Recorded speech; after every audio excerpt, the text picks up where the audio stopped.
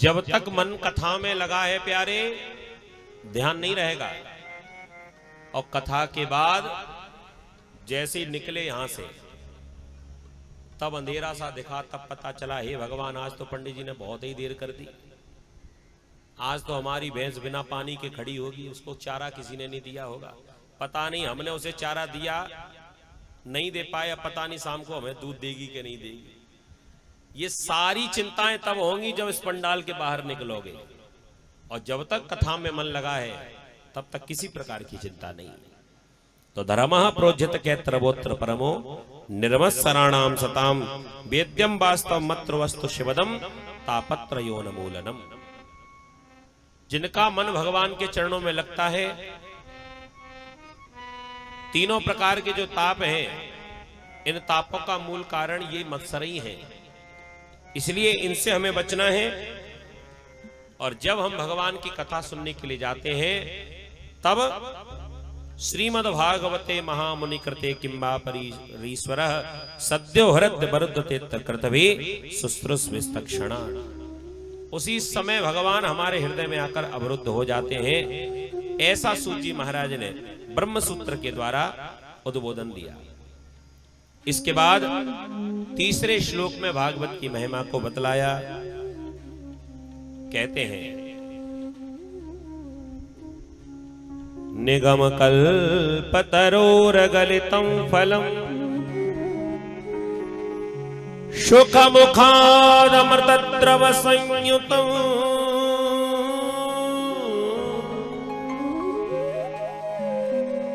पिबत भागवतं रसमालयम् मुहुरहो रसिका भुवि भावुका मुहुरहो रसिका भुवि भावुका।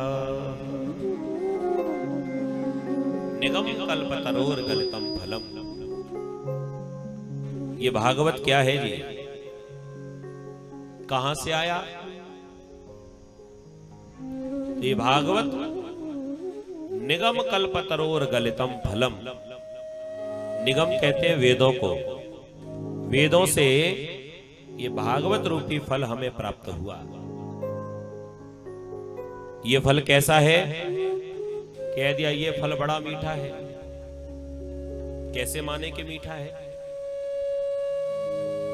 कह दिया हमारी भले ही मत मानो, लेकिन एक पक्षी है जिसका नाम है तोता। ये तोता बड़ा पारखी होता है फल का।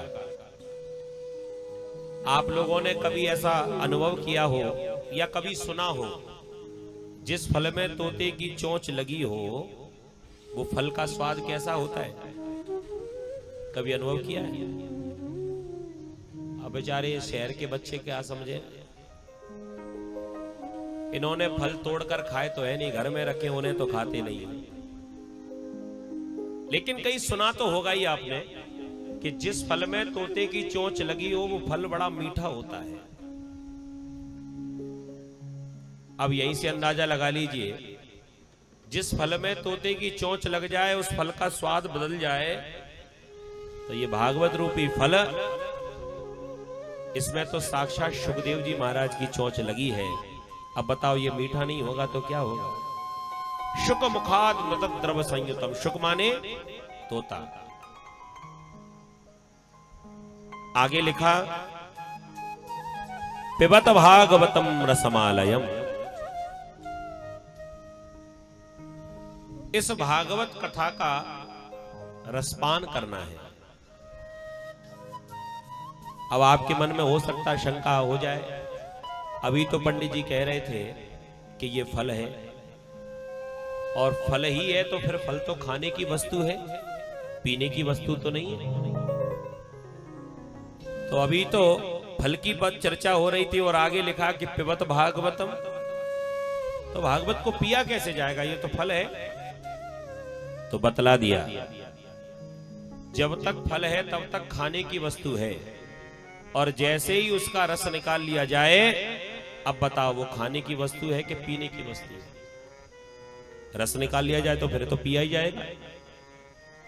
तो जो हम भागवत की कथा सुन रहे हैं ना, ये भागवत की कथा बिल्कुल रस की तरह है।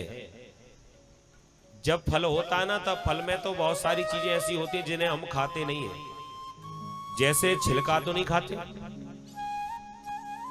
फल में अगर कोई गुठली है तो गुठली को खाते हैं क्या? भीतर बीज निकल जाए तो बीज को खाते हैं क्या? लेकिन उसी फल का रस निकाल लिया जाए, बढ़िया छान लिया जाए और मात्र रस ही रस रह जाए, तो बताओ फिर क्या करोगे? उसमें कुछ छोड़ने लायक बचा ही नहीं है। इसलिए पिबत भागवतम रसमालयं, पिबत भागवतम रसमालयम।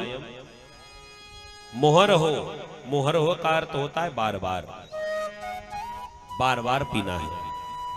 किसी ने पूछा कितनी बार पीना है? कह दिया कितनी बार क्या, जितनी बार पीने को मिलता रहे उतनी बार पीते रहो। बार बार का क्या मतलब? अरे एक ही कथा को हम बार बार क्यों सुने? इस कथा को तो हम खूब सुन रहे हैं। अभी कुछ दिन पहले कथा हुई थी तब भी सुनी थी, फिर दोबारा क्यों सुने? कथा तो वही है। अब कुछ भक्त असवार के भी बैठे होंगे यहां पर। अभी भागवत की कथा हुई थी, आयोजक परिवार भी बैठा ही हुआ है। अभी ज्यादा दिन बीते नहीं, 15 दिन भी नहीं हुए होंगे शायद। तो अभी कुछ दिन पहले हमने कथा सुनी, तो फिर आप लोगों को क्या जरूरत पड़ी कि दोबारा कथा सुनने आ गए? भाई आपने अपने घर करा लिया, आपका उद्धार हो गया, अपने घर रहो प्रेम से। तो यहां पर परेशान होने की आवश्यकता क्या पड़ी? एक ही कथा को बार बार क्यों सुना जाता है? क्योंकि यहां पर सूत जी महाराज कहते हैं कि जितनी बार सुनने को मिले उतनी बार सुनो। जब तक हमारा जीवन है तब तक बराबर कथा सुनते रहो। मन में कभी ये ना आए कि सुनी सुनाई कथा है, वही राम जी हैं, वही श्याम जी हैं, वही सुदामा जी हैं, वही ध्रुव जी हैं, वही प्रहलाद जी हैं, और तो ये भी ना कहो कि वही पंडित जी हैं। प्रेम से बोलो राधे राधे। वही पुराने वाले ही तो हैं।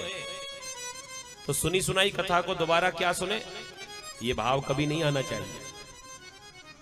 और जो भक्तों के भीतर ये भाव आ जाता है कि भैया हमने तो बहुत सुन ली, अब हमारा मन भर चुका है कथा से, तो समझ लो कि अभी तुमको कथा सुनना आया ही नहीं है। और ये बात रामचरितमानस में गोस्वामी तुलसीदास जी महाराज वर्णन करते हैं।